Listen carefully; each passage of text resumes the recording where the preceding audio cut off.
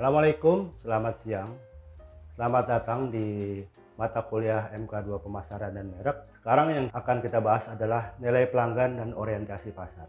Setelah sebelumnya kita membahas tentang strategi targeting dan positioning, kita akan membahas nilai pelanggan atau customer value, tentang bagaimana customer menilai produk kita dan bagaimana kita membuat strategi untuk mencapai nilai tersebut. Di dalam mata kuliah ini yang akan kita bahas adalah konsep nilai pelanggan dan bagaimana perusahaan berorientasi pada pelanggan.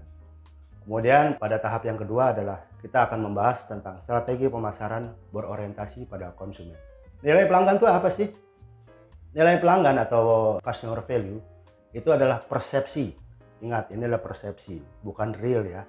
Jadi persepsi pelanggan tentang manfaat dan keuntungan yang mereka terima dari suatu produk atau layanan dibandingkan dengan biaya atau usaha yang dikeluarkan untuk mendapatkannya. Jadi tidak hanya diukur dengan harga saja, tapi ada beberapa aspek seperti kualitas produk, layanan purna jual, kenyamanan, dan pengalaman secara keseluruhan.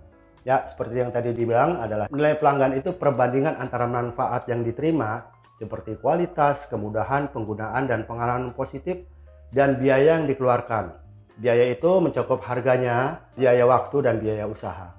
Misalnya ketika pelanggan merasa bahwa produk layanan memberikan manfaat yang jauh melebihi biayanya, maka mereka akan menilai produk tersebut sebagai bernilai tinggi. Nah, aspek kualitas produk dalam nilai pelanggan merujuk pada seberapa baik suatu produk memenuhi harapan dan kebutuhan pelanggan dalam hal performa, daya tahan, estetika, dan kendalanya. Kualitas produk adalah salah satu faktor utama dalam membentuk persepsi pelanggan tentang nilai, karena produk berkualitas tinggi biasanya memberikan manfaat yang lebih besar dan lebih memuaskan bagi pelanggannya. Kemudian performance atau kinerja. Itu mengacu pada kemampuan produk untuk menjalankan fungsinya dengan baik sesuai dengan yang dijanjikan. Jadi misalkan kalau kita membeli sebuah laptop ya, laptop dengan spesifikasi tinggi akan memberikan kinerja yang cepat dan lancar, tentu akan meningkatkan nilai bagi pelanggan yang membutuhkan performa tinggi. Kemudian yang berikutnya adalah aspek kualitas produk, itu adalah daya tahan, durability. Mengacu pada seberapa lama produk dapat digunakan sebelum mengalami kerusakan atau perlu diganti. Ini terutama pada barang-barang yang utama itu alat-alat elektronik dan perabot rumah tangga ya. Semakin daya tahannya semakin tinggi, nilai yang diberikan akan lebih tinggi karena pelanggan tidak perlu sering mengeluarkan biaya tambahan untuk perbaikan atau penggantian. Kemudian keandalan atau reliability berkaitan dengan seberapa konsisten produk tersebut dengan baik tanpa mengalami masalah atau kerusakan. Ya, ini reliability. Bagaimana produk itu berfungsi dengan baik. Ya, seperti mobil. Mobil dengan perawatan yang jarang, ya kan. Istilahnya tinggal starter langsung pakai jalan gitu kan. Tidak sebentar-bentar sebulan sekali ke bengkel. Ya kan 2 bulan sekali mesti cek ban dan lain-lain. Itu akan memberikan rasa aman bagi pelanggan. Karena mereka tahu produk tersebut akan bekerja sesuai dengan harapan.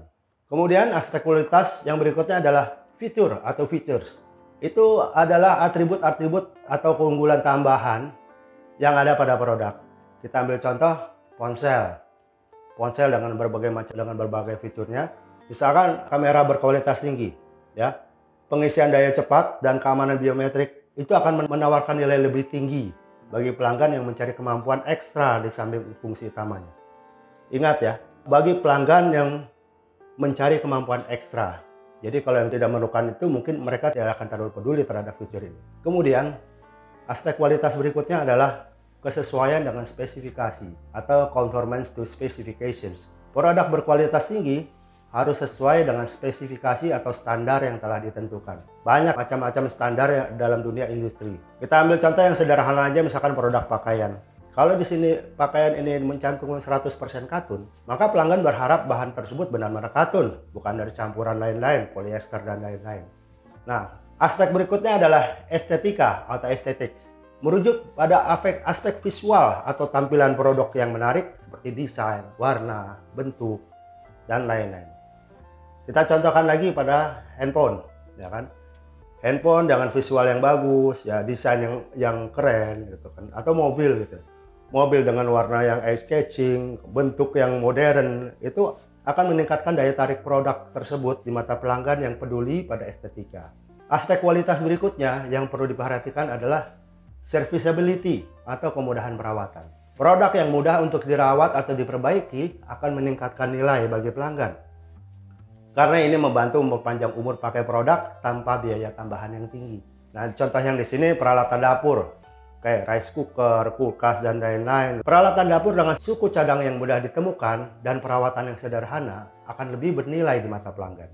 Yang berikutnya kita akan membahas tentang manfaat yang diterima pelanggan. Manfaat yang diterima pelanggan adalah segala keuntungan atau nilai positif yang diperoleh pelanggan dari penggunaan produk atau layanan atau jasa. Manfaat ini bisa terwujud dari berbagai hal, tergantung apa yang diinginkan atau yang diharapkan pelanggan pada saat membeli produk atau menggunakan jasa tersebut. Secara umum, manfaat yang diterima pelanggan dapat dibagi menjadi beberapa kategori. Yang pertama, manfaat fungsional, fungsi benda tersebut, fungsi produk tersebut. Yang kedua adalah manfaat emosional. Yang ketiga, manfaat sosial. Yang keempat, manfaat kepraktisan. Dan yang kelima, manfaat kesehatan dan keselamatan.